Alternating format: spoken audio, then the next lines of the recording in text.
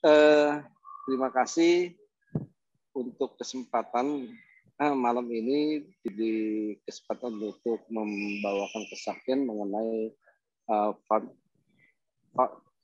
family toxic ya. Kemarin saya sempat nanya sama anak-anak, family toxic itu apa sih? Apakah itu apa namanya di dalam keluarga itu kemudian ada sesuatu yang menjadi racun di dalam keluarga sendiri, tapi rupanya anak-anak memberi masukan kepada saya bahwa yang dimaksud family toxic itu adalah bagaimana keluarga menjadi toksik atau racun buat anggota keluarga lainnya yang tidak mungkin tidak sepaham atau membuli atau apa, sehingga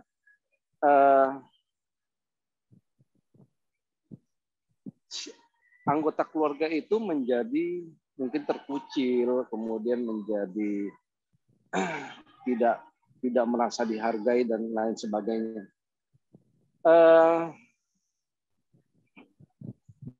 Terus terang, secara pribadi saya tidak pernah ya maksudnya dari kecil itu sampai sekarang nggak pernah merasakan itu yang namanya ada toksik di dalam keluarga, karena kami dari kecil diajar untuk saling mensupport antara satu sama lainnya, sehingga agak bingung yang tadi saya bilang, saya agak bingung ketika mendapatkan ini, tapi nggak apa-apa, saya coba melihatnya dari sudut lain gitu, bahwa memang banyak di dalam keluarga toksik, artinya hal-hal yang mengakibatkan anggota keluarga tadi yang merasa jadi tidak bisa berkembang, kemudian merasa ditekan atau dibully atau apa. Nah, beberapa waktu yang lalu saya membaca satu artikel di mana artikel itu ada seorang gadis ya, dia sudah berpacaran sekian tahun, kalau nggak salah itu di Padang.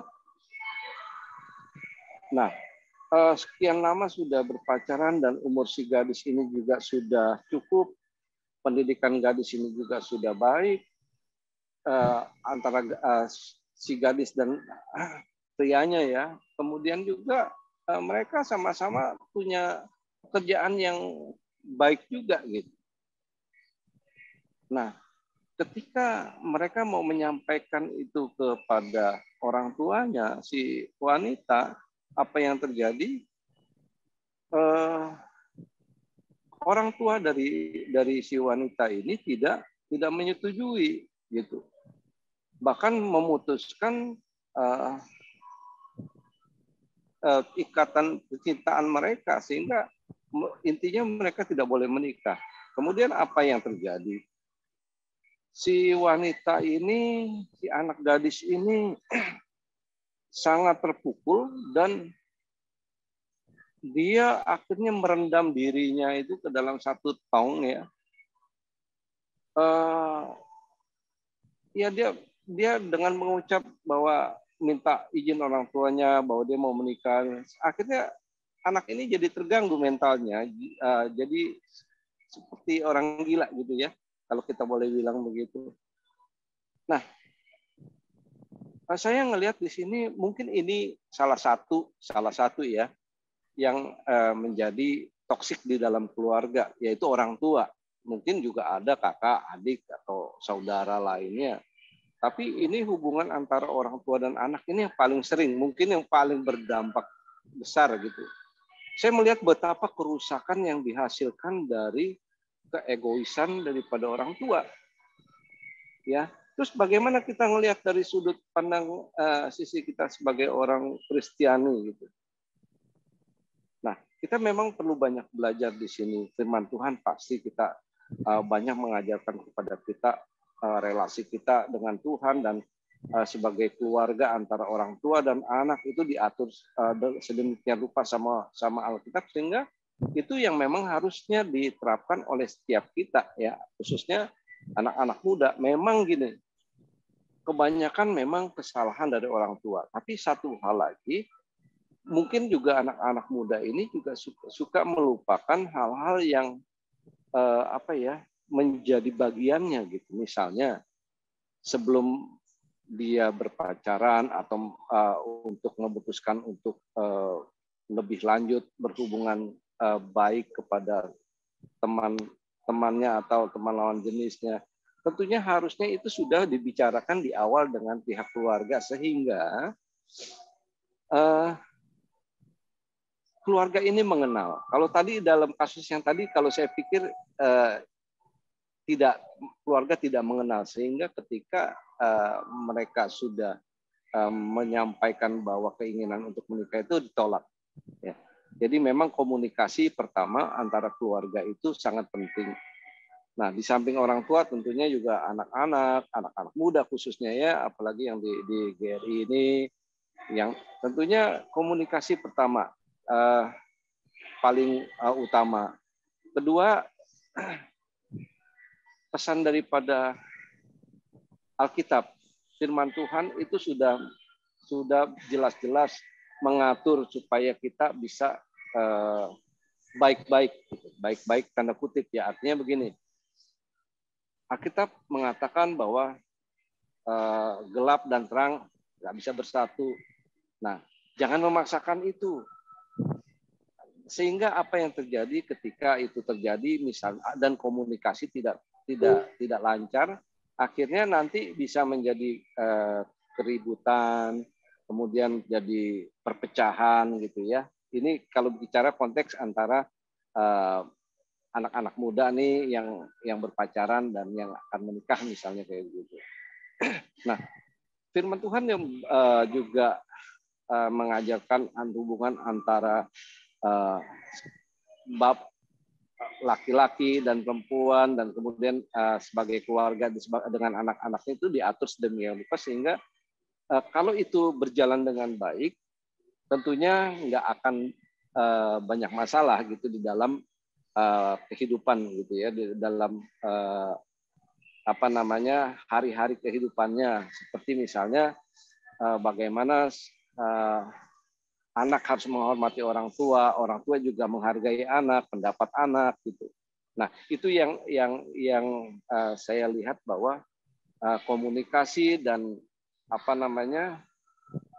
perintah daripada firman Tuhan yang tidak berjalan dengan sebagaimana mestinya menyebabkan itu. Memang banyak variabel-variabel atau faktor-faktor yang menentukan atau yang menjadi toksik itu banyak variabelnya. Seperti misalnya mungkin ada dari anggota keluarga kita yang sedikit lemot gitu di dalam mata pelajarannya, kemudian jadi bulan-bulanan kakaknya atau adiknya atau siapa, sehingga beban mental daripada perkataan-perkataan saudara-saudaranya itu menjadi beban buat dia, sehingga di dalam masyarakat Indonesia khususnya mungkin pola belajar nggak seperti di luar, ya, sehingga kalau di Indonesia kan semua mata pelajaran tuh harus bagus gitu. Beda sama di luar. Misalnya anak ini memang nggak pinter matematika, tapi di bidang lain olahraga misalnya dia bisa jadi juara terus, misalnya kayak begitu. Nah, tapi kan di sini nggak lihat begitu, sehingga banyak sekali faktor yang membuat misalnya si anak ini tidak mampu matematika dengan baik, kemudian tolol lu, bodoh lu begitu, sehingga membuat dia tertekan. Itu pun menjadi toksik di dalam keluarga. Nah, bagaimana sekarang? Kalau tadi saya bilang bahwa saya nggak bisa karena nggak pernah merasakan itu, karena memang beda pola hidup di dalam keluarga kami dari masih kecil sudah menjalani kehidupan yang firman Tuhan tadi bilang bahwa kita harus saling menghargai sebagai saudara, kepada orang tua keluarga, kepada yang muda, kepada yang tua, itu kami terapkan di dalam keluarga kami, sehingga saya juga nggak pernah punya pengalaman itu. Tapi kembali lagi, tentunya nggak punya pengalaman bukan berarti kita nggak boleh belajar dari hal-hal yang ada di depan mata kita, sehingga kita boleh memberikan masukan kepada orang-orang, misalnya contoh lah. Ini saya mungkin saya bisa merasakan ini dengan anak asisten keluarga ya, asisten rumah tangga, di mana anak ini memang agak lemah untuk di bidang matematik gitu ya. Nah, kadang-kadang nih yang anak-anak saya suka bilang, kamu nggak ini sih, nggak bisa, nggak ini, kamu mesti gimana. Saya cuma kasih mereka tahu, walaupun mereka bukan anggota keluarga kita langsung, tapi dia ada di rumah. Saya bilang bahwa itu adalah tanggung jawab kamu semuanya. Kalau anak itu nggak bisa, anak itu nggak pinter, itu tanggung jawab kamu semua loh. Kenapa? Kamu melihat di depan mata kamu, dia nggak bisa, terus kamu nggak melakukan apa-apa, tapi hanya nggak bisa, kamu mesti belajar, kamu tanpa melakukan tindakan lah, misalnya.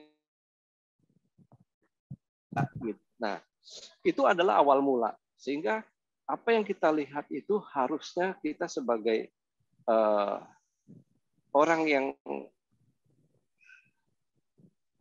harus menjadi berkat buat orang lain. Hal-hal sesederhana itu harusnya kita mulai mulai tegur dan kita mulai perbaiki. Artinya seperti tadi saya sampaikan kepada anak-anak bahwa kamu adalah bagian dari tanggung jawab itu. Kalau dia ada di dalam rumah ini nggak bisa, berarti kamu juga ikut salah. Kenapa? Kamu nggak ngajarin. Itu kan menurut kamu mudah. Nah, kamu harusnya ngajarin supaya dia pinter. Dan saya mau dia menjadi anggota keluarga kita juga yang tidak dipandang bodoh oleh orang lain, dan tanggung jawab kita semua termasuk saya bilang. Yuk kita ajarin dia bagaimana supaya dia bisa jadi lebih baik daripada sekarang. Nah, mungkin itu contoh ya di dalam keluarga, bagaimana kita semua bisa saja menjadi toksik di dalam keluarga kepada anggota keluarga lainnya gitu. Saya nggak panjang-panjang, tapi itu yang saya dapat dan saya bisa bagikan di malam hari ini.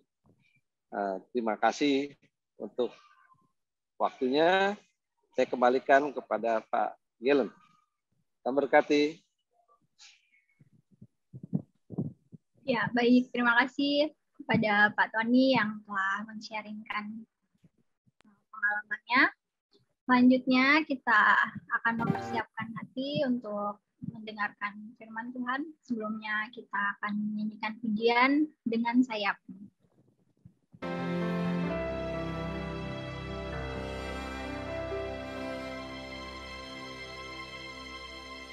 Firman-Mu berkata, Kau besertaku, maka kuat roh dan jiwaku. Tangan-Mu Tuhan selalu ku nantikan,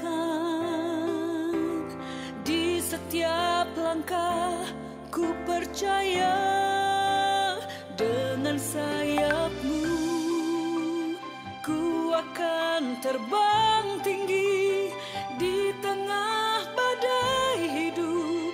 Ku tak menyerah, Kau kekuatan dan perlindungan bagiku, pertolonganku di tempat maha tinggi. Ku mengangkat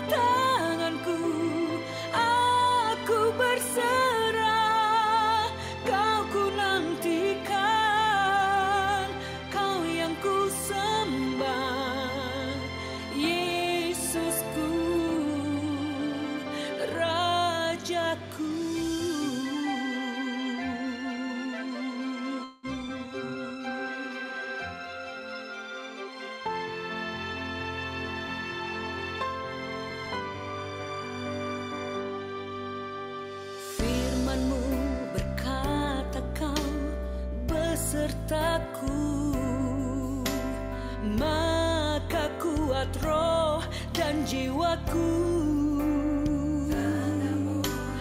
Tangan-Mu Tuhan selalu ku nantikan, di setiap langkah ku percaya.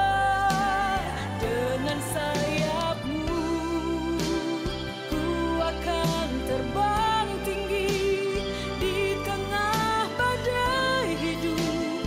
Ku tak menyerah, Kau kekuatan dan perlindungan bagiku, pertolonganku di tempat maha tinggi. Ku mengangkat tanganku, aku berserah. Kau ku nantikan, Kau yang ku sembah, Yesusku, Rajaku.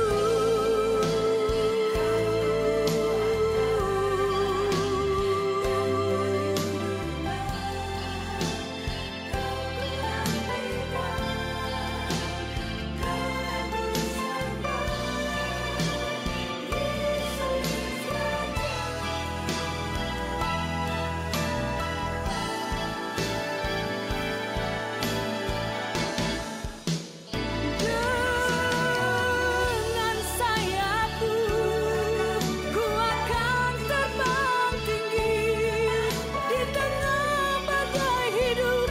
Ku tak menyerah, Kau kekuatan dan perlindungan bagiku, pertolonganku di tempat maha tinggi. Ku mengangkat tanganku, aku berserah. Kau ku nantikan, Kau yang ku sembah, Yesusku, Rajaku.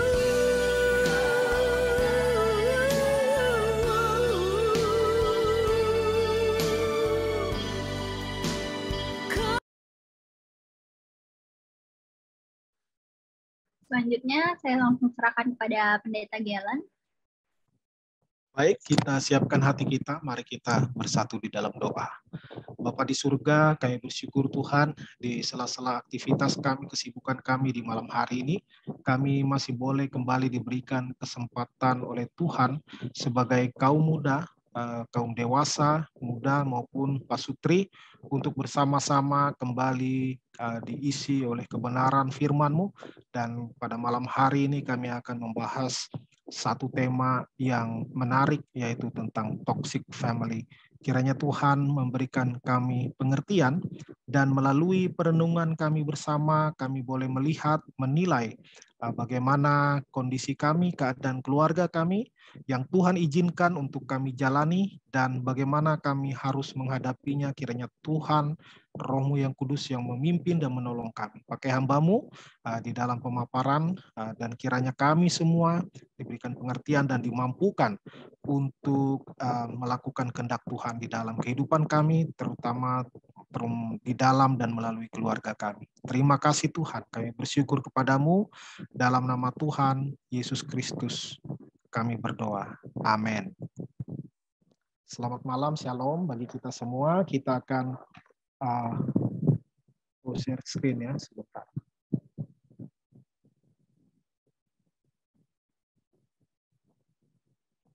Oke.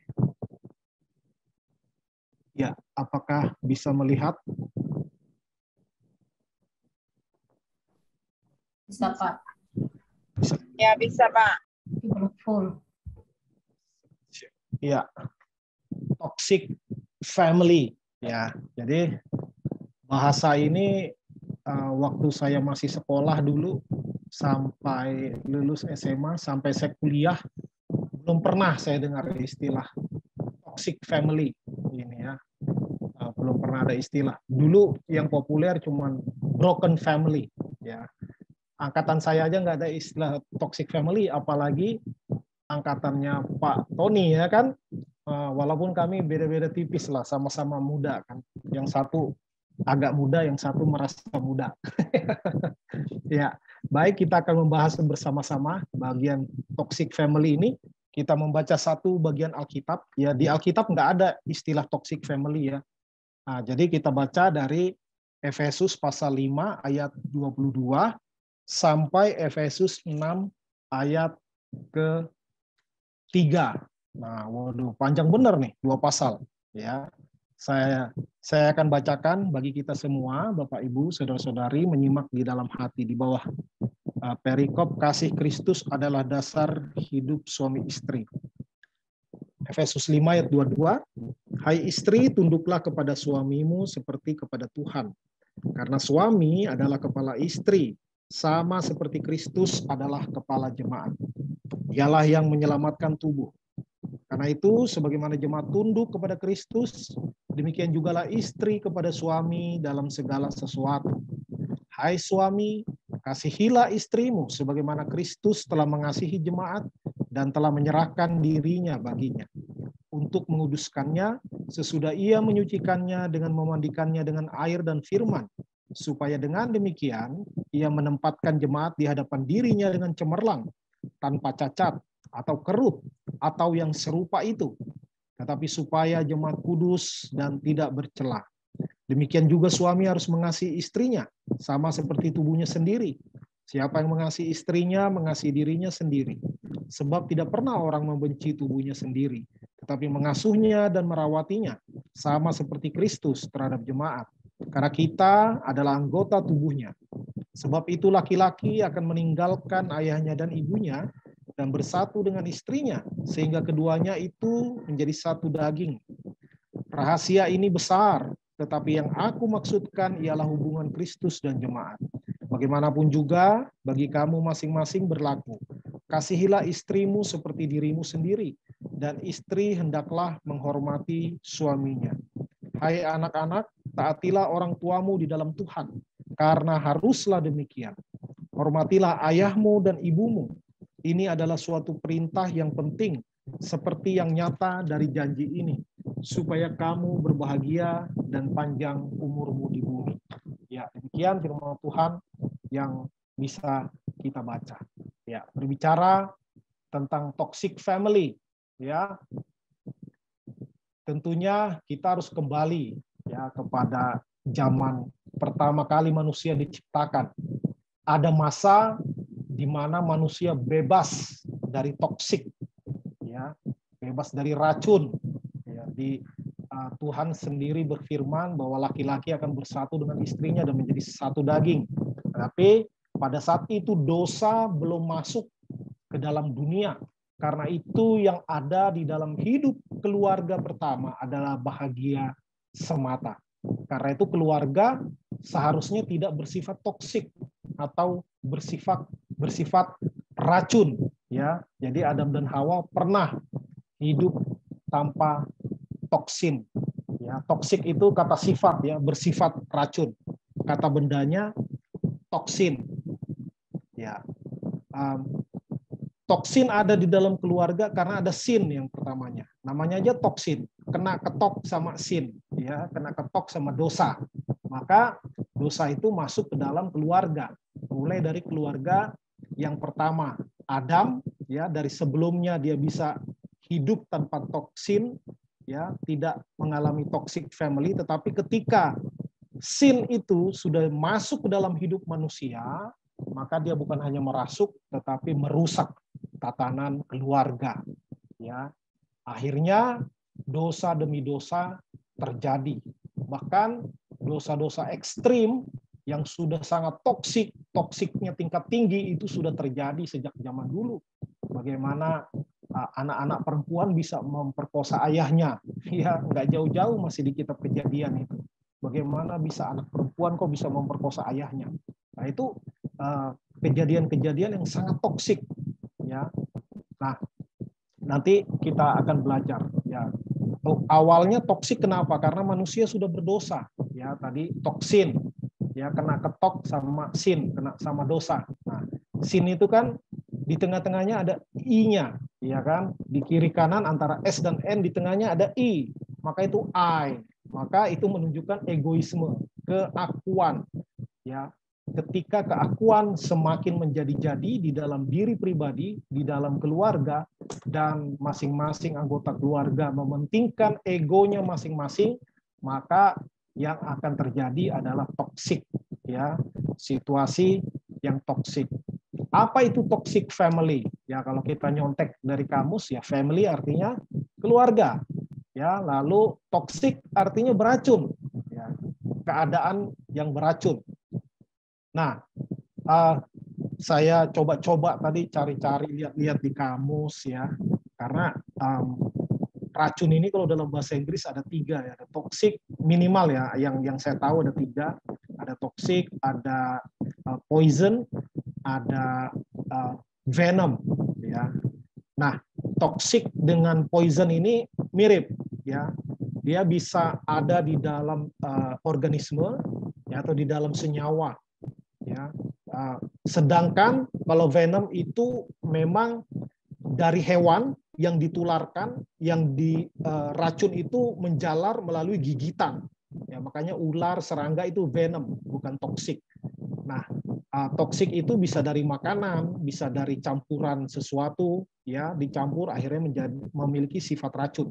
Itu yang dibilang toksik. Nah, toxic family itu apa? Maka toxic family, ya, kalau secara sederhana, ya berarti keluarga beracun. Loh, kok keluarga beracun?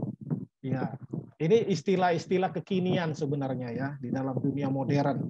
Ya, kalau yang usia nggak pernah dengar toxic family, ketahuan umurnya itu ya angkatan saya atau di atasnya, gitu, ya. Nah, Pen slide-nya nggak jalan ya? slide-nya nggak jalan ya? Di saya kok jalan ya? Di kamu nggak jalan. Dibuat yang kayak kemarin itu waktu PA. Halo. Tutup dulu. Stop share dulu ya? Iya, betul. Stop share, oke. Terus di-full-kan dulu slide-nya. Harus share lagi. Nah, tekan Alt. Ya. Hah? Ya, betul. Habis itu baru yang udah di-full itu yang di-share. Bentar. Exit full screen dulu ya. Coba ya.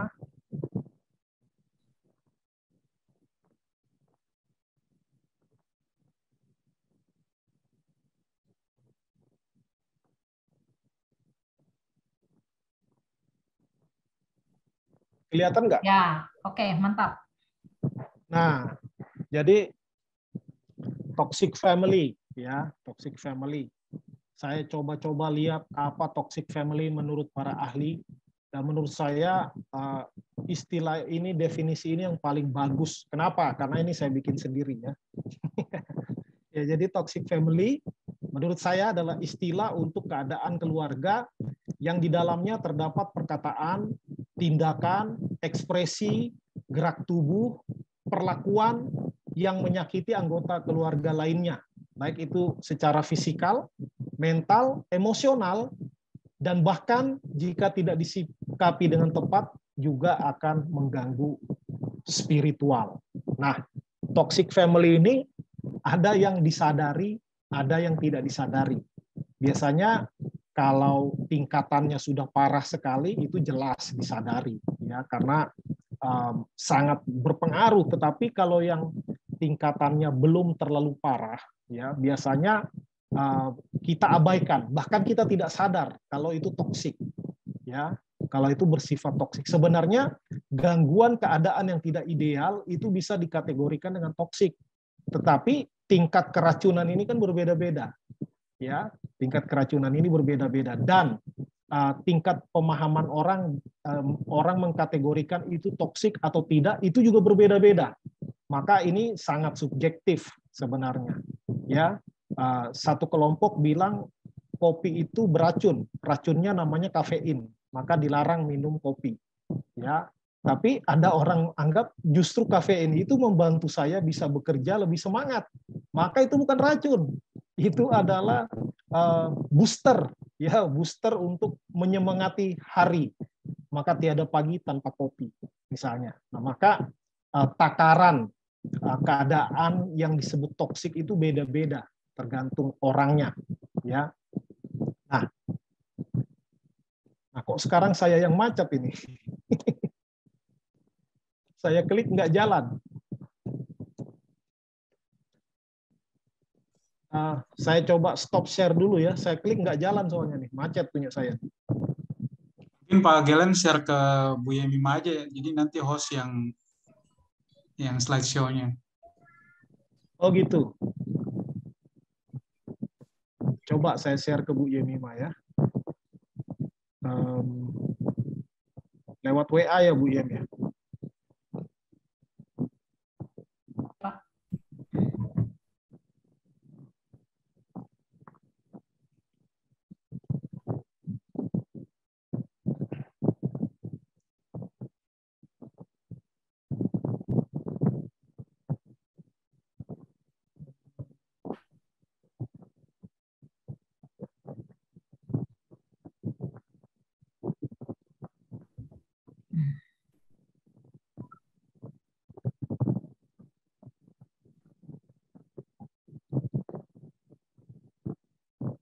Saya coba dulu keluar lalu masuk lagi lah ya. Nanti kalau gagal baru saya kirim ya.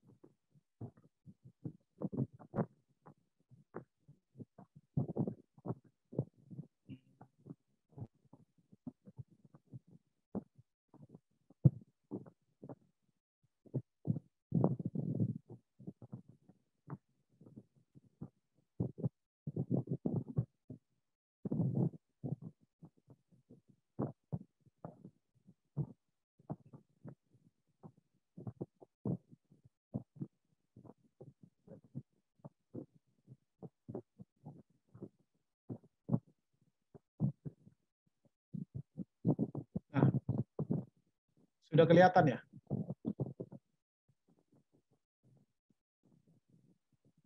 Bisa lihat ya? Bisa Pak? Oke, ya. Mungkin kelamaan ini dia freezing kali atau gimana.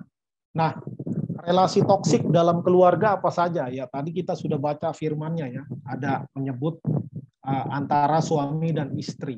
Nah, namanya manusia berdosa, ya kan? Keadaan antara suami dan istri ini kan yang idealnya adalah bagaimana suami mengasihi istri dan istri hormat tunduk kepada suami.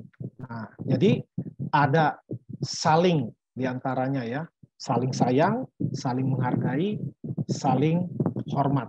Nah, seringkali yang terjadi ya namanya karena keluarga itu kan lingkungan terdekat ya, lingkungan terdekat. Maka kadangkala bahkan seringkali antara suami dan istri bukan saling mendorong, justru saling merongrong, ya, bukan saling bahu membahu, ya, malah saling apa? Saling menyalahkan satu dengan yang lain. Nah, itu banyak terjadi, banyak terjadi. Nah, ini tingkatannya. Memang ada gangguan bisa dibilang toksik, tetapi tergantung kadarnya, separah apa atau seringan apa.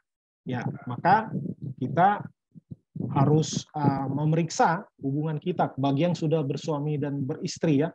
Kalau belum bersuami belum beristri ya. Kenapa? Enggak jalan.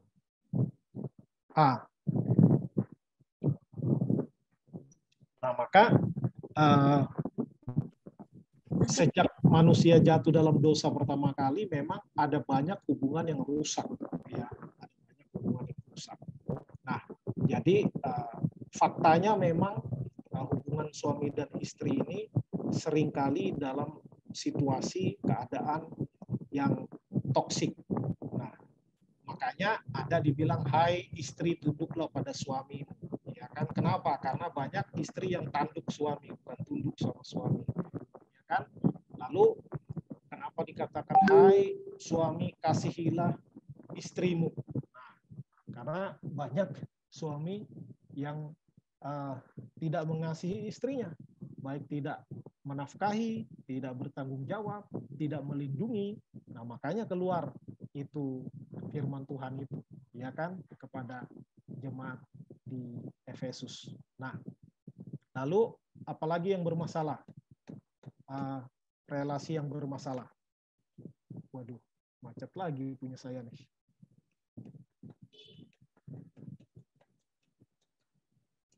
Bentar ya. Bu Yem, kirim ke WA aja lah ya. Bisa Bu Yem yang ini kan. Ini punya saya yang macet nih.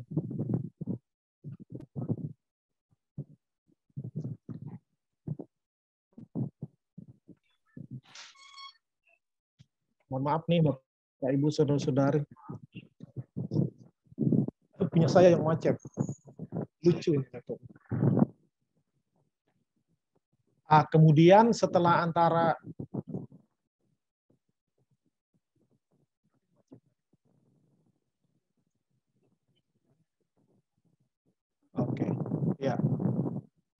ya, yang kedua antara orang tua dan anak. Nah, ini juga sering terjadi. Ya, bagaimana orang tua kepada anak seharusnya suportif. Ya, seharusnya orang tua memprovide, menyediakan segala yang dibutuhkan oleh anaknya.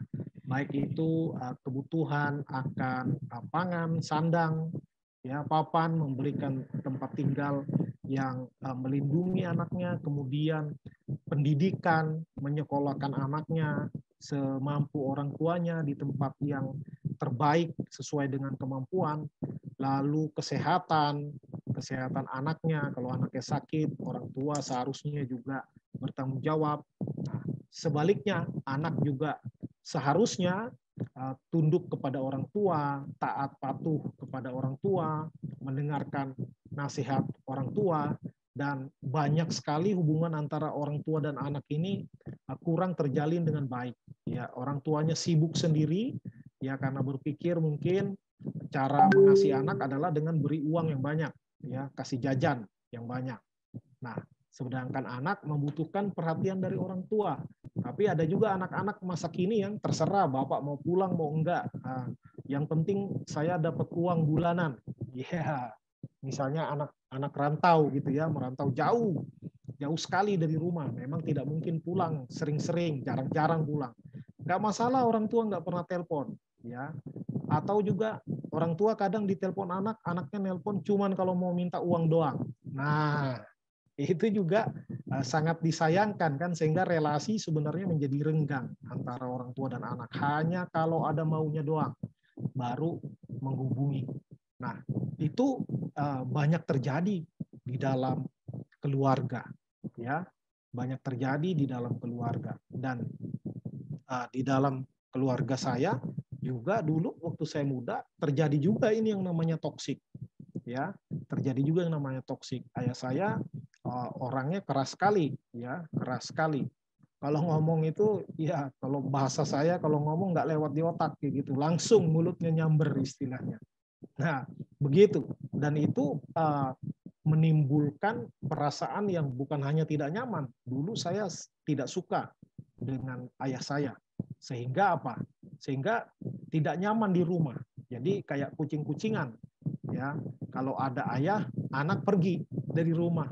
Pergi ya main apa, enggak lama pulangnya, ya gitu ya.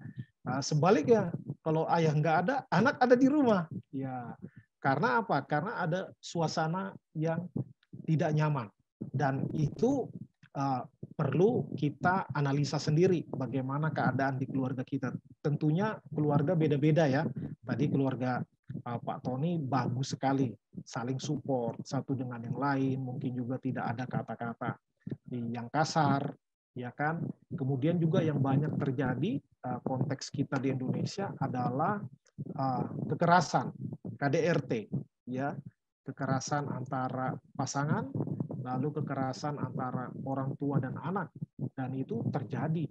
Saya sampai SMA masih pernah dipukul sama orang tua, ya, dipukul. Waduh, waktu itu kelas 2 SMA, saya ingat saya umur 17 tahun dipukul sama papa saya pakai sapu, kepala saya yang dipukul, ya. Jadi waktu itu saya dendam. Memang tidak melawan, ya, tidak melawan, tapi dendam.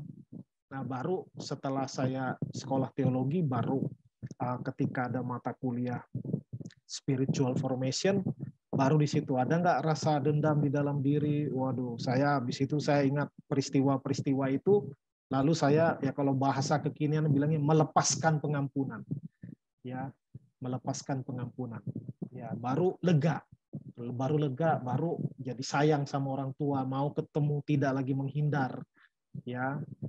Dan itu perlu proses seringkali. Nah, itu suasana toksik seperti itu, ya, bagaimana orang tua dengan atau tanpa sadar menyakiti hati anak, dan anak juga dengan atau tanpa sadar menyakiti orang tua. Dengan cara apa?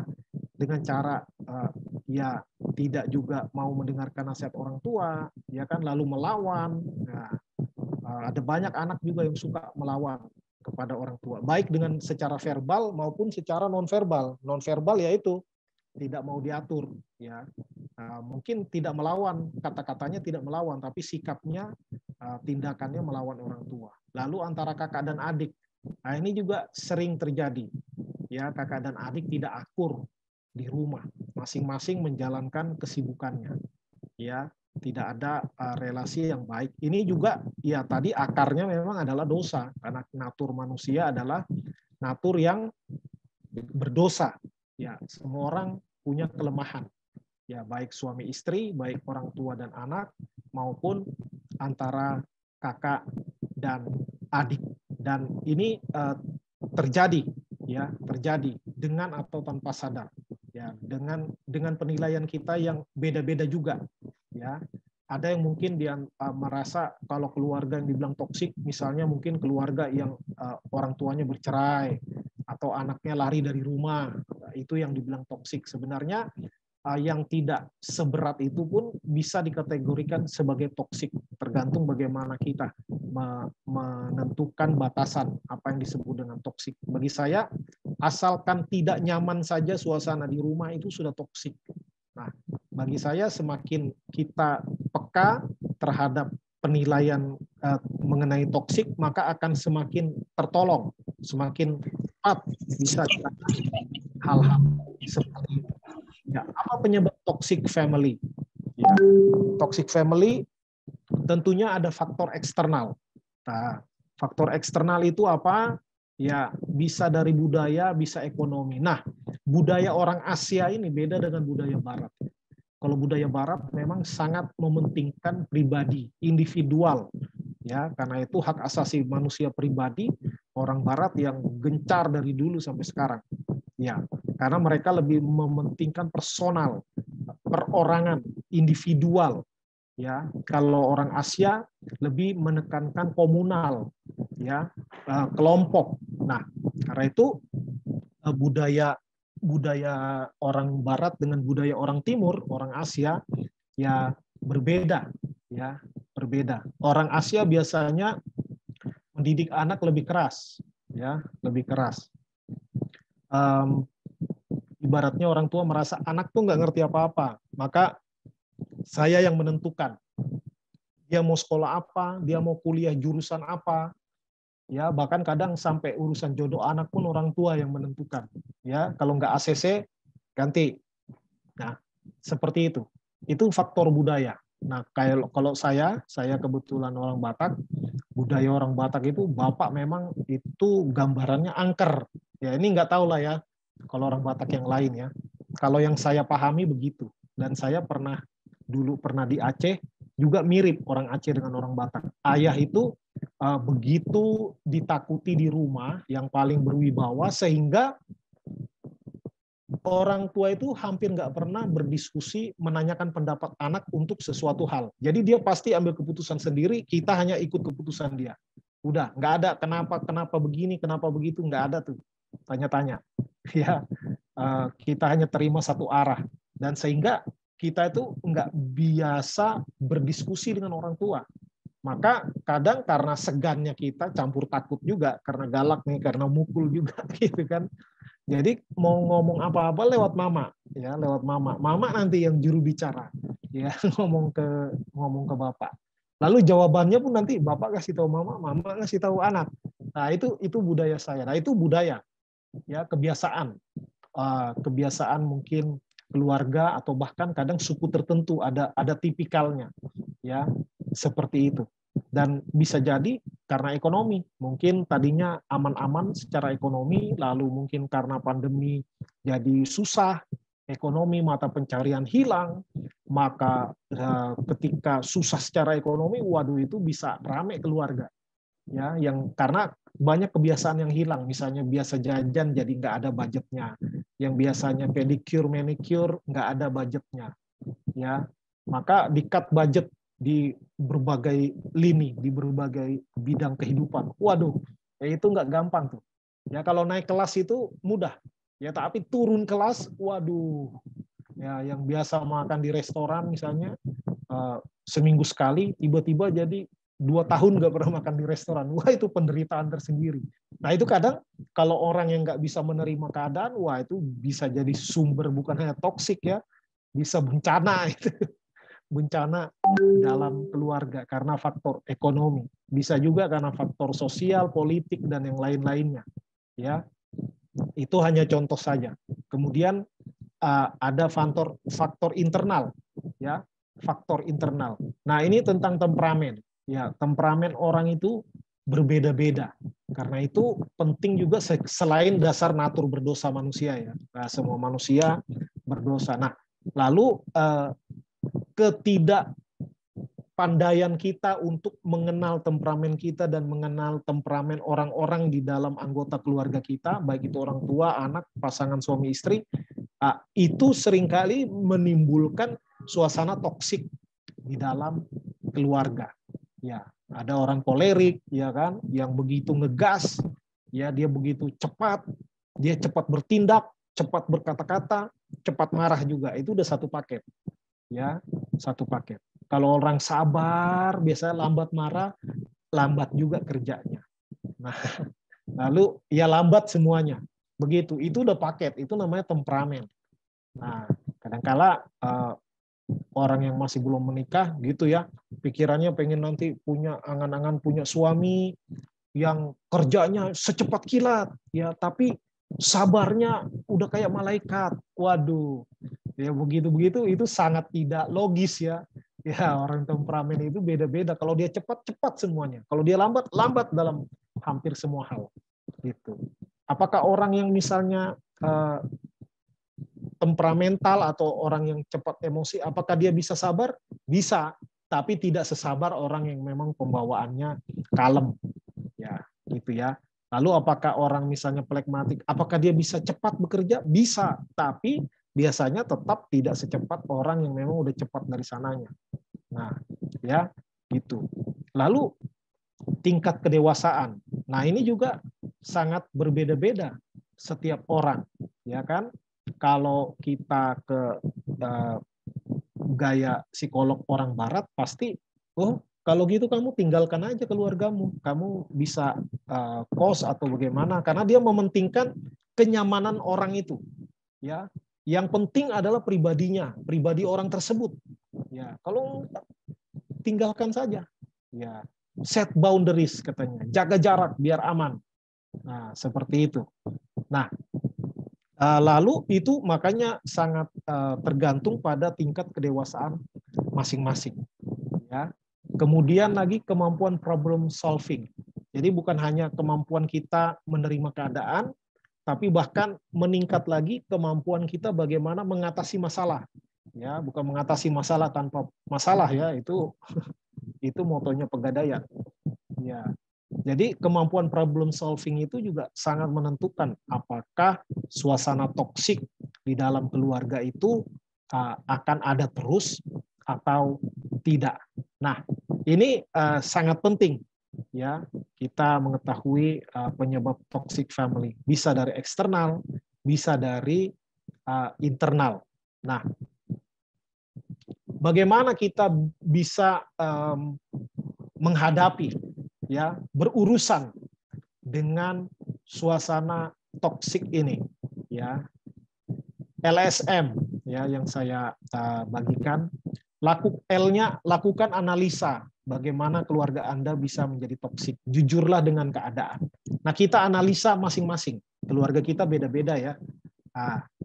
Nah, semakin kita akurat di dalam menganalisa, maka semakin keadaan toksik ini bisa diatasi, ya, bisa diatasi. Jujur dengan keadaan, ya, karena tanpa kejujuran maka akan sulit menentukan langkah selanjutnya. Ya, kalau ada orang pasien datang ke dokter, ibu keluhannya, ibu sakit apa? Nah, karena sakit saya nggak tahu, makanya saya datang ke sini. Kalau saya tahu, saya makan obat warung, gitu kan? Lalu, oh baiklah, kalau gitu saya periksa dulu ibu, ya. Nggak boleh, katanya. Nggak boleh. Loh, saya ini mau dengarkan detak jantung, nggak boleh, katanya. Mau di USG, nggak boleh. Ya, mau di CT scan, nggak boleh. Lah, bagaimana kalau nggak mau diperiksa keadaan yang sebenarnya, bagaimana bisa ditolong? Nah, maka kita harus jujur dengan keadaan. Kita harus jujur dengan keadaan kita, apa yang sedang terjadi, apa yang kita rasakan. Nah, saya juga termasuk orang yang susah untuk mengutarakan perasaan. Ya. Karena apa? Ya karena tadi budaya dari kecil sampai besar, kebiasaannya di keluarga kami, ayah selalu mengambil keputusan, maka tidak tercipta suasana yang suka diskusi, ya, pendapat anak tidak penting, maka karena kita tidak terbiasa, dan zaman dulu juga guru juga kalau ngajar lebih kepada satu arah, ya. Dulu kan kurikulumnya masih CBSA, catat buku sampai habis kami bilang, ya. Nyatet terus diskusi mah jarang, apalagi debat di kelas, ya. Jarang, maka tidak terbiasa untuk mengutarakan pendapat. Ya, baru setelah kuliah mulai belajar diskusi di kelas teologi, baru mulai mengutarakan pendapat. Tapi itu kalau soal akademis. Nah, kalau soal perasaan tetap susah, ya. Tetap susah. Nah, itu mungkin pembawaan temperamen juga. Nah, karena itu lakukan analisa sejujur mungkin. Karena dengan kita jujur dengan keadaan, maka itu yang akan menolong untuk bagaimana menentukan langkah selanjutnya. Ya. Kemudian sadari, S-nya sadari bahwa Tuhan mengasihi dan ingin keluarga Anda bahagia.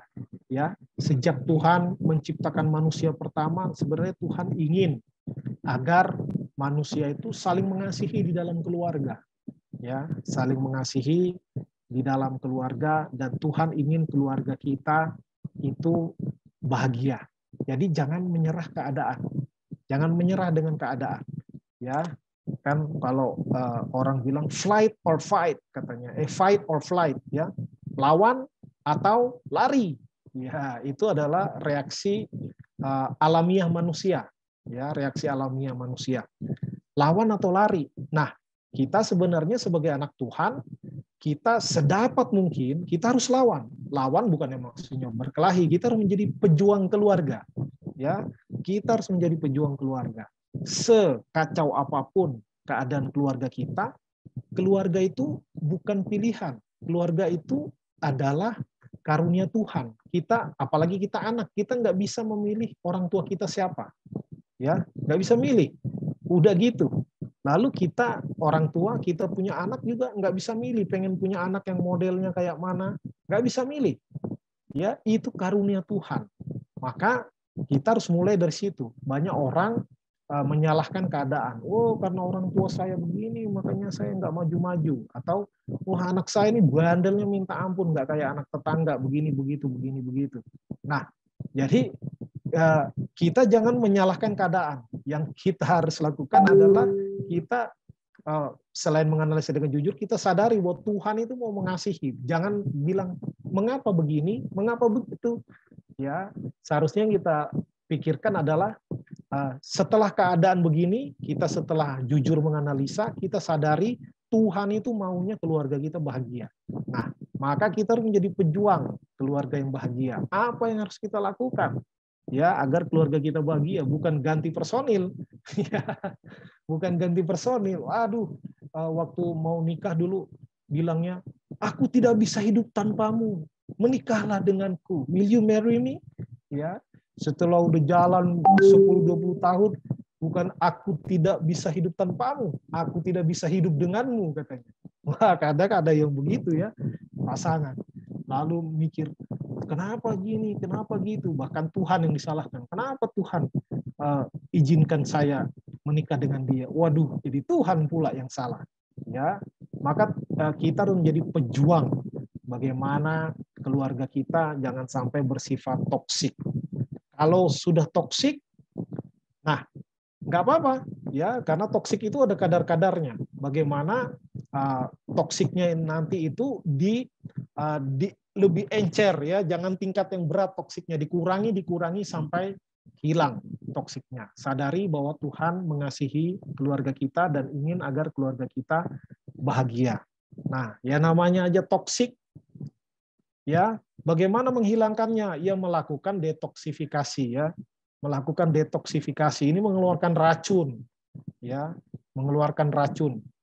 Nah, racun-racun itu bisa dikeluarkan, bisa, ya tentu kita mohon Tuhan melakukan intervensi, ya kalau ada yang perlu dioperasi, ya biar dioperasi oleh Tuhan. Sikap-sikap kita, keegoisan kita, kesombongan kita, ya agar Tuhan potong, agar Tuhan operasi, ya Tuhan amputasi, sehingga ya situasi toksik itu bisa dihandle, bahkan didetoksifikasi, dikeluarkan, ya. Dan namanya proses ini sakit, ya. Kalau kita orang yang biasa malas, lalu disuruh rajin, waduh, itu menyakitkan, ya. Kalau kita biasa ada orang salah, kita langsung marah-marah, ya, disuruh sabar, waduh, sakit. Ya, justru seringkali kalau kita bilang Tuhan berikan saya kesabaran, maka kita dipertemukan dengan orang-orang yang ngeselin, ya, yang menjengkelkan. Nah, supaya apa? Ya supaya itu detoksifikasi, ya dengan pengalaman hidup sehari-hari. Nah, itu perlu pertolongan Tuhan karena kebiasaan kita saat ini yang mungkin menciptakan situasi toksik di dalam keluarga itu udah berjalan bertahun-tahun, bahkan belasan dan puluhan tahun, ya. Karena kita udah biasa dengan itu kan, kebiasaan yang dilakukan akan menjadi karakter, ya kan. Dan kebiasaan dari kecil sampai besar terus berulang jadi karakter kita. Nah itu nggak mudah, ya. Kalau rumus matematika, kalau minus 20 supaya kembali ke titik 0 butuh plus 20. Maka kalau kita udah melakukan kebiasaan toksik misalnya selama 20 tahun, butuh 20 tahun untuk ke titik netral. Lalu mau ke positif butuh lagi tambahan lagi lebih dari 20 tahun. Maka tanpa intervensi Tuhan, tanpa intervensi ilahi, wah nggak gampang. Ya, nggak gampang. Yaitu perlu berjuang, ya perlu kerendahan hati mengakui bahwa kita belum sempurna dan terus kita mengikuti proses Tuhan sehingga toksin-toksin yang meracuni keluarga kita itu boleh terus berkurang dan akhirnya hilang, ya oleh karena rahmat dan pertolongan Tuhan. Ya itu yang bisa saya bagikan. Ya, LSM, ya, how to deal with toxic family. Nah, mungkin yang perlu kita lihat ke keluarga kita masing-masing, ke diri kita masing-masing. Kita ada saat ini karena bentukan pola asuh keluarga kita di masa yang lampau. Yang pasti jangan salahkan keadaan, jangan salahkan orang tua, ya, jangan salahkan orang tua. Karena kayak saya dulu orang tua keras, main tangan juga, dan setelah saya tanya-tanya telusuri, ternyata beliau diperlakukan jauh lebih keras sama orang tuanya, sama opung saya lah.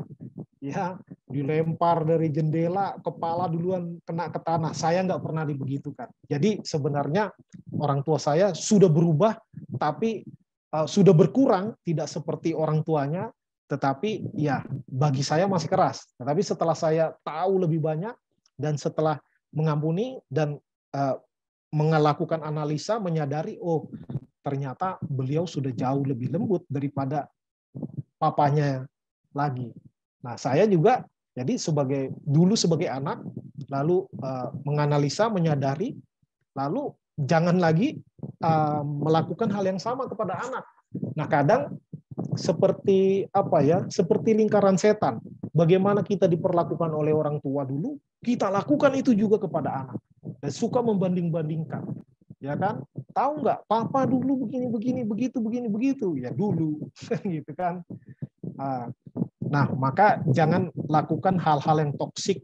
Jangan lanjutkan kebiasaan-kebiasaan yang membuat situasi keluarga kita menjadi toksik.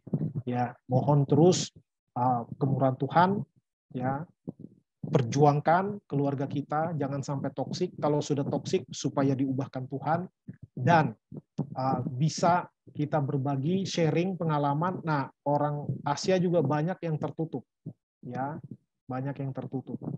Kita bisa sharing tentu dengan orang-orang yang bisa dipercaya, ya.